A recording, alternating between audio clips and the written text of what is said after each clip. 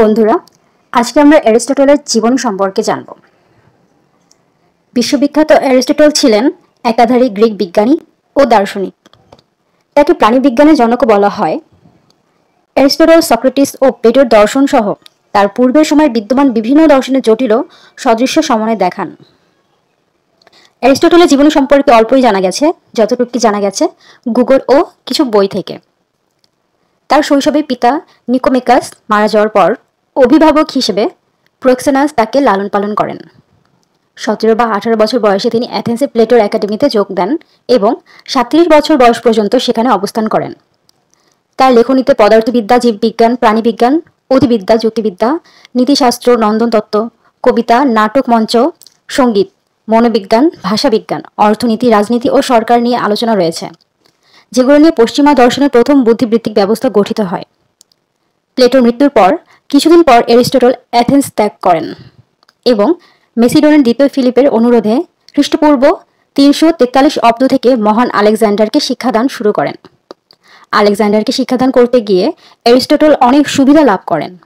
তিনি লাইসিয়ামে একটি গ্রন্থাগার প্রতিষ্ঠা করেন এবং প্যাপিরাস স্কলে অনেকগুলো বই রচনা করেন। অ্যারিস্টটল খ্রিস্টপূর্ব 384 সালে থারেস উপকূলবর্তী স্ট্যাগ্রাস নামক এক গ্রিক উপনিবেশে জন্মগ্রহণ করেন। তার পিতা নিকোমেকাস ম্যাসিডোনিয়ার রাজা অ্যামিন্টাসের রাজসভায় গৃহ চিকিৎসক ছিলেন। এই চিকিৎসক ব্যবসায়ী তাদের পারিবারিক জীবিকা উপার্জনের একমাত্র উপায় ছিল।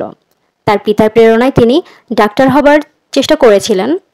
জীবনের শুরু থেকেই ম্যাসিডোনিয়ার রাজসভার সাথে সম্পর্ক থাকা তার ভবিষ্যৎকে ব্যাপকভাবে প্রভাবিত করেছিল।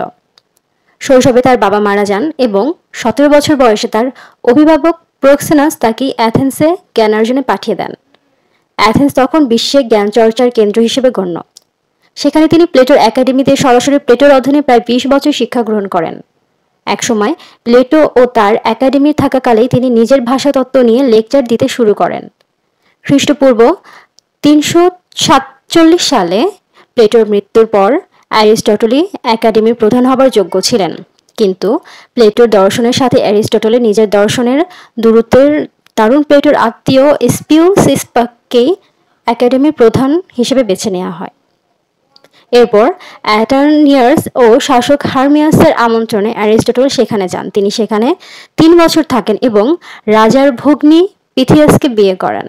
পরবর্তী জীবনে তিনি আর একজন নারী হারপিলিসকে বিয়ে করেন এবং তাদের এক ছেলে সন্তান জন্ম হয়, যার নাম রাখা হয় নিকোমেকাস। 3 বছর সেখানে থাকার পর অ্যাটার্নিয়াস পারস্য সম্রাট দখল করে নেয় এবং অ্যারিস্টটল মাইটেলিনি চলে যান। পরবর্তী 5 বছর অ্যারিস্টটল ম্যাসিডোনিয়ার রাজা ফিলিপের 13 বছর ছেলে আলেকজান্ডারের পরবর্তীকালে যিনি বিশ্বজয় করেন শিক্ষকতা করেন। রাজা ফিলিপ এবং আলেকজান্ডারের উভয় অ্যারিস্টটলকে পরম শ্রদ্ধা করতেন। ফিলিপের মৃত্যুর পর আলেকজান্ডার রাজ্যের শাসন সভার গ্রহণ করেন এবং অ্যারিস্টটল অ্যাথেন্সে ফিরে যান। প্লেটোর মৃত্যুর পর তিনি একবার প্রথম অ্যাথেন্সে আসেন।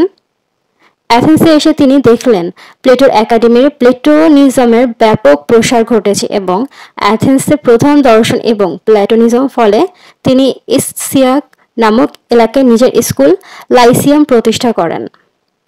পরবর্তী 13 বছর তিনি শিক্ষকতা ও তার দর্শন প্রচার করে কাটান। তিনি দিনের তার ঘনিষ্ঠ ছাত্রদের জন্য ও রাতে অ্যাথেন্সের সাধারণ জ্ঞান পিপাসু জনগণের জন্য লেকচার দিতেন।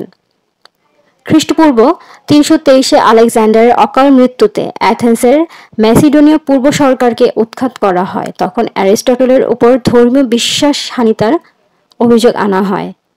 শাস্তি থেকে রক্ষা পাবার জন্য দ্রুত ইউওবিয়ায় ক্যালসিতে চলে যান। তিনি ভয় করছিলেন তার অবস্থা যেন প্লেটোর শিক্ষক সক্রেটিসের মতো না হয়। ক্যালসিসে প্রথম বছরে তিনি পেটের পীড়ায় আক্রান্ত হন এবং খ্রিস্টপূর্ব 322 খ্রিস্টাব্দ পূর্বে 63 বছরে তিনি পরলোক গমন করেন।